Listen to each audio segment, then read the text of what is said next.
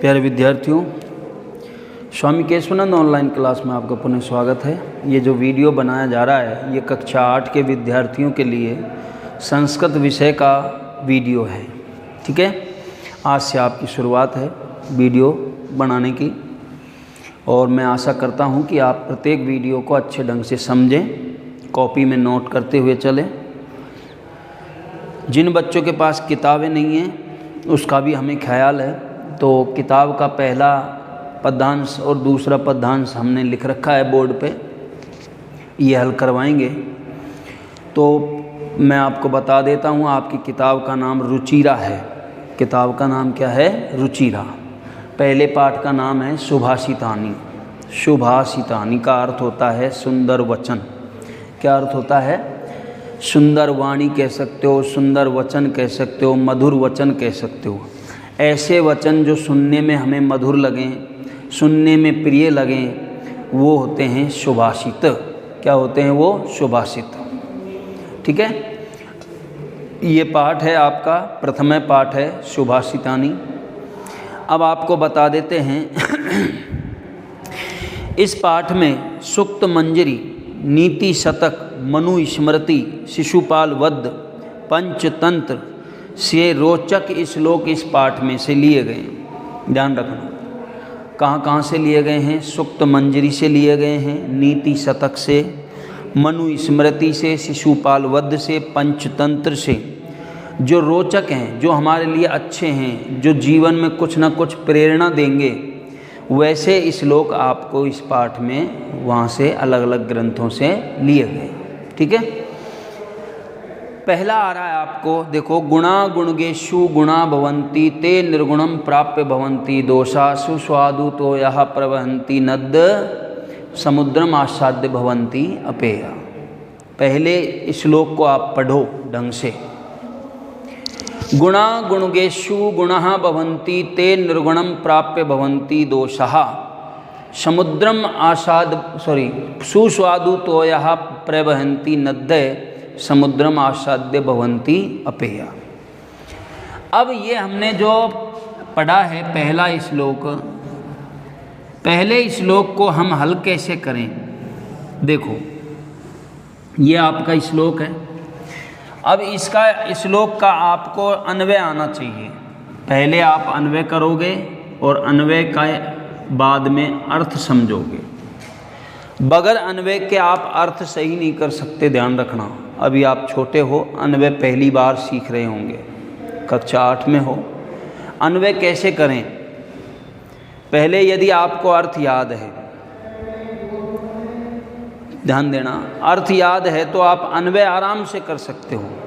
ठीक है, अन्वय का मतलब होता है इस श्लोक को व्यवस्थित या क्रमबद्ध तरीके से जमाना, वह अन्वय होता है। ठीक है, अब अन्वय के आधार पर ही अर्थ करना होगा हमें। जैसे अन्वय करते हैं, गुणः गुणगेषु गुणः भवन्ति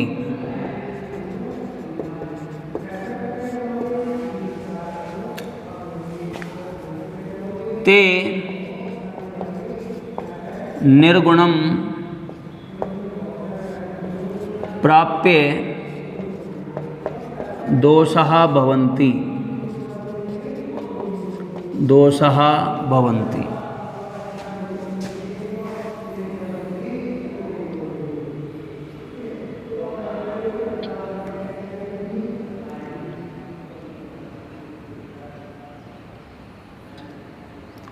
नद्यः सुस्वादु तोयः प्रभवन्ति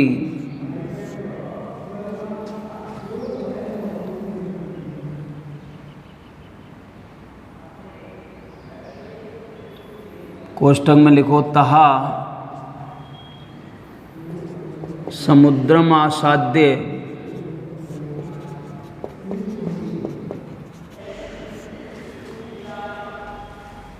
अपेया भवन्ति अपेया भवन्ति। लो भाई, ये अन्वय हो गया। अन्वय मैंने कैसे कर दिया, हम आप कैसे करोगे सर? हम तो कैसे करेंगे अन्वय, छोटे बच्चे हैं, समझ ही नहीं पाए। आपको अर्थ समझना है। जैसे अन्वय का मैं अर्थ कराऊंगा, आपको ध्यान आपका अन्वय पर होना चाहिए। ये शब्द मैंने यहीं से लिए हैं। गुणाः, गुणगेषु गुणाः भवन्ति, ते निर्गुणम प्राप्य दोषाः भवन्ति। देख लो, नद्यः सुस्वादु तोयः प्रवहन्ति, तहा कोष्टक में लिखा है तहा समुद्रम आसाद्य अपेया भवन्ति। पद्यांश में से या श्लोक में से ही मैंने ये शब्द लिए हैं। इसका अर्थ समझो, एक एक शब्द का अर्थ बताएंगे। अन्वय करा दिया, अन्वय का अर्थ। गुण, गुण देखो एक एक शब्द का अर्थ। इसका अर्थ है गुण। गुणियों में गुण होते हैं। गुण जो होते हैं वे गुणियों में या गुणवान व्यक्तियों में गुण होते हैं। होते कि नहीं होते? गुण गुणवान व्यक्तियों में गुण होते हैं। वे सभी कौन? गुण। वे सभी गुण निर्गुण व्यक्ति को प्राप्त करके दोष हो जाते हैं। वे सभी कौन? गुण। वे सभी गुण निर्गुण व्यक्ति को प्राप्त करके दोष हो जाते हैं। नदियाँ आप जानते हो, ये उदाहरण है यथा। जिस प्रकार, यहाँ यथा लिख सकते हो आप कोष्टक में। जिस प्रकार नदियाँ स्वादिष्ट यानी स्वादिष्ट जल वाली बहती हैं। नदियाँ कैसी होती हैं? स्वादिष्ट जल वाली होती हैं। जिस प्रकार नदियाँ स्वादिष्ट जल वाली बहती हैं, वे सभी नदियाँ समुद्र में पहुँच करके न पीने योग्य हो जाती हैं। देखो, नदी तो स्वादिष्ट जल वाली बहती है, मीठे जल वाली, लेकिन जैसे ही वो समुद्र में पहुँचेगी तो वो न पीने योग्य हो जाती है। क्यों हो जाती है? क्योंकि समुद्र का पानी कैसा होता है? खारा होता है। कैसा होता है? खारा होता है। ठीक है, तो ये अर्थ लिखना है हमें। देखो, गुण गुणवान व्यक्तियों में, गुणवान व्यक्तियों में, गुणवान व्यक्तियों में गुण होते हैं। गुणवान व्यक्तियों में गुण होते हैं। वे सभी ते का अर्थ है वे सभी कौन? गुण। वे सभी कौन? गुण। कोष्टक में लिख दिया समझाने के लिए। निर्गुण व्यक्ति को प्राप्त करके,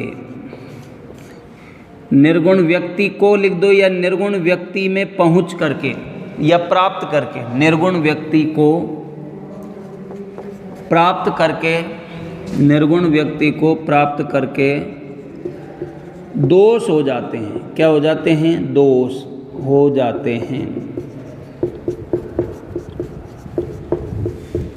जिस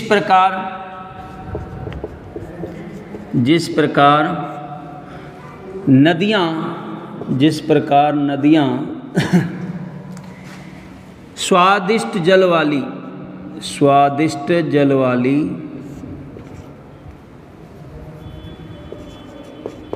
जल से युक्त कह दो या जल वाली बहती हैं। जिस प्रकार नदियाँ स्वादिष्ट जल वाली बहती हैं,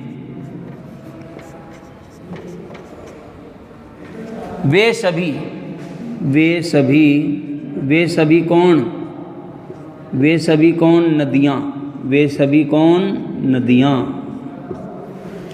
समुद्र में पहुँच करके,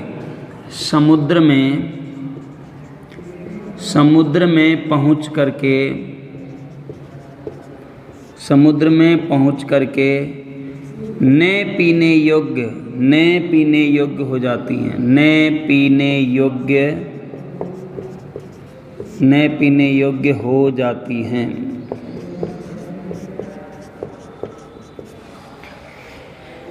अब आप अब समझोगे अन्वय को। देखो, गुण, ये गुण की संस्कृत है। गुणवान व्यक्तियों में, गुणगेषु गुण होते हैं। गुणाः भवन्ति।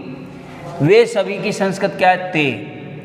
निर्गुण व्यक्ति को निर्गुणम प्राप्त करके प्राप्य दोष हो जाते हैं। दोषा भवन्ति। इस तरह से संस्कृत जमाते चलना। जिस प्रकार यथा नदियाँ, नद्य, देख लो नदियाँ की संस्कृत क्या है, नद्य। स्वादिष्ट जल वाली, सुस्वादु तोयः, बहती हैं प्रभवंती। वे सभी कौन, नदियाँ। तहा का अर्थ क्या है, वे सभी कौन, नदियाँ। समुद्र में पहुँच करके, समुद्रम आस्वाद्य, न पीने योग्य यानी अपेया, अपेया, ए का मतलब नहीं, पेया मन पीने योग्य, न पीने योग्य हो जाती हैं भवंती। अर्थ याद है तो अन्वय कर सकते हैं, अन्वय याद है तो अर्थ भी कर सकते हैं, एक दूसरे के पूरक है ये, ठीक है। अब मैंने मुझे अन्वय याद था इसलिए अर्थ कर दिया, आपको अर्थ याद होगा तो आप अन्वय कर सकते हो। नीचे हिंदी जो है उसकी ऊपर संस्कृत जमाते हुए चलो, आपका अन्वय हो जाएगा, ठीक है। अर्थ क्या बताया मैंने, गुणवान व्यक्तियों में गुण होते हैं, वे सभी कौन, गुण निर्गुण व्यक्ति को प्राप्त करके दोष हो जाते हैं। जिस प्रकार नदियाँ स्वादिष्ट जल वाली बहती हैं, वे सभी नदियाँ समुद्र में पहुँच करके न पीने योग्य हो जाती हैं। पहला पद्यांश हमने पढ़ लिया, ठीक है, आराम से पढ़ा रहे हैं आपके हितों को ध्यान में रखते हुए। दूसरा हम श्लोक पढ़ते हैं। दूसरा श्लोक क्या है, दूसरा श्लोक, साहित्य संगीत कला विहीन है, साहित्य संगीत कला विहीन है, साक्षात पशु पुच्छ विषाणहीन है, तृणम ने खादन अपि जीवमान है, तत्भाग देयम परमम पशुनाम। ये दूसरा श्लोक है। यदि आपको सही समझ में नहीं आ रहा तो किताब खोलकर बैठ सकते हैं आप, किताब में देख लीजिए, यही लिख रहा है दूसरा। साहित्य संगीत कला विहीन है, साहित्य संगीत कला विहीन है, साक्षात पशु पुच्छ विषाणहीन है, तृणम ने खादन अपि जीवमान है, तत्भाग देयम परमम पशुनाम। इसका अन्वय करते हैं, अन्वय करेंगे इसका इधर देखो। साहित्य संगीत, साहित्य संगीत कला विहीन है, साहित्य संगीत कला विहीन है, जन है कोष्ठक में ले लेते हैं,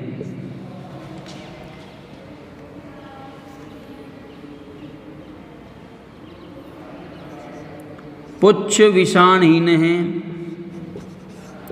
पुच्छ विषाणहीन है, साक्षात पशु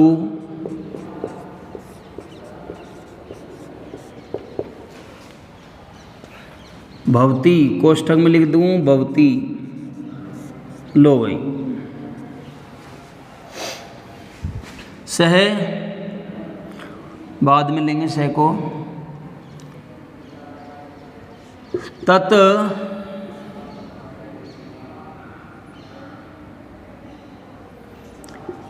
पशूनाम परमम भागदेयम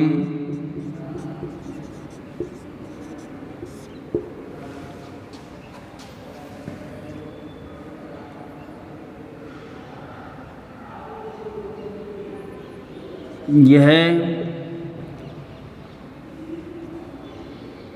तृणम ने खादनपि,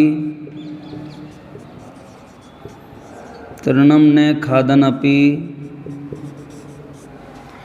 जीवमान है अस्ति, जीवमान है अस्ति।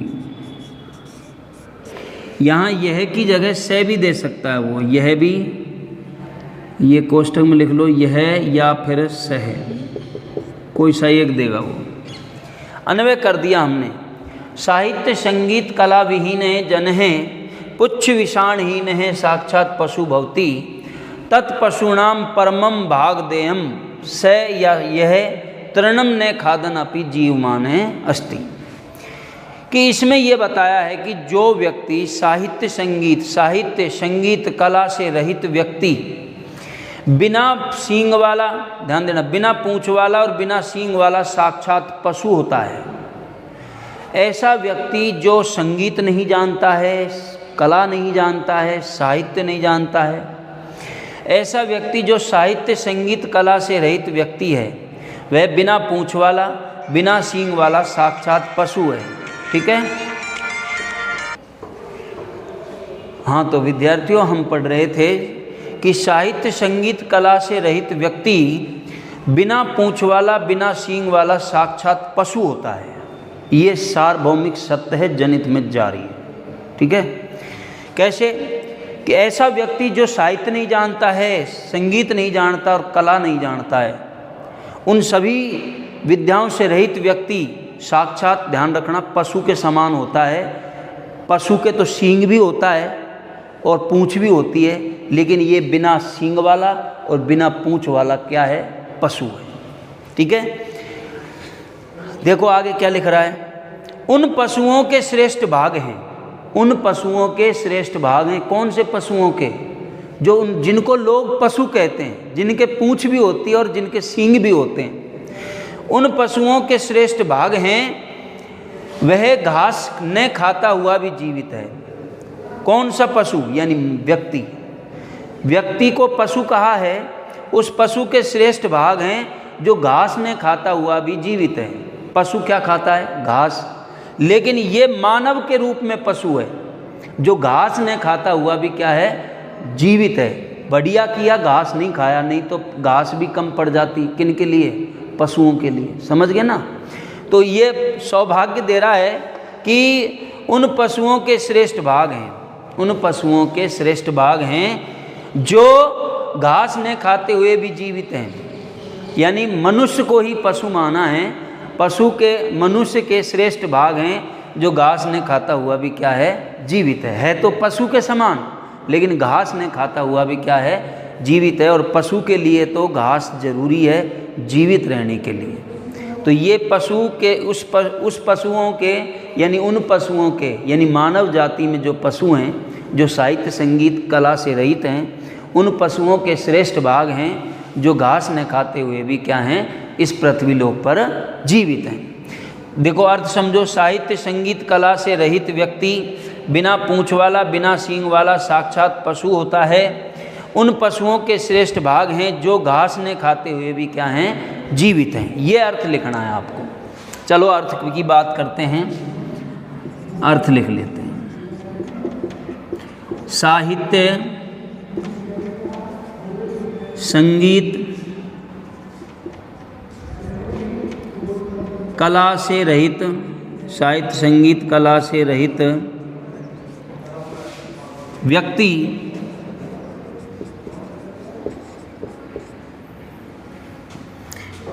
बिना पूँछ वाला, बिना पूँछ वाला, बिना पूँछ वाला और बिना सींग वाला, और बिना सींग वाला, बिना सींग वाला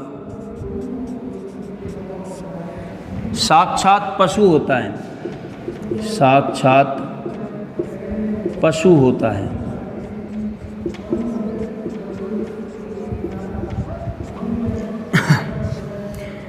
उन पशुओं के श्रेष्ठ भाग हैं, उन पशुओं के श्रेष्ठ भाग हैं, श्रेष्ठ भाग्य हैं। उन पशुओं के श्रेष्ठ भाग्य हैं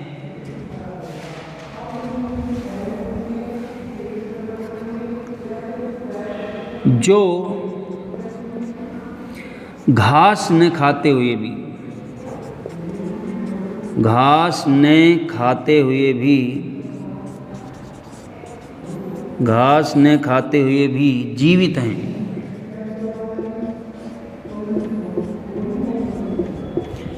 उन पशुओं के श्रेष्ठ भाग्य हैं जो घास न खाते हुए भी जीवित हैं। यहाँ पे पशुओं को, उन पशुओं के श्रेष्ठ भाग हैं। यहाँ पशु किनको कहा है? व्यक्ति को कहा है। उस व्यक्ति को पशु कहा है जो साहित्य संगीत कला से रहित है। ऊपर लाइन देखो, साहित्य संगीत कला से रहित व्यक्ति, व्यक्ति को ही तो माना है। साहित्य संगीत कला से रहित व्यक्ति बिना पूंछ वाला और बिना सींग वाला साक्षात पशु होता है। उन पशुओं के श्रेष्ठ भाग हैं, यानी जो बिना सींग वाले और बिना पूंछ वाले जो पशु हैं, उन पशुओं के श्रेष्ठ भाग हैं जो घास नहीं खाते हुए भी क्या हैं, जीवित हैं। ठीक है, तो विद्यार्थियों दोनों मैंने पद्यांशों के यानी श्लोकों के अर्थ बताए, अन्वय भी करवाए। तो आज के लिए इतना ही, बाकी पढ़ लेंगे नेक्स्ट क्लास में। धन्यवाद।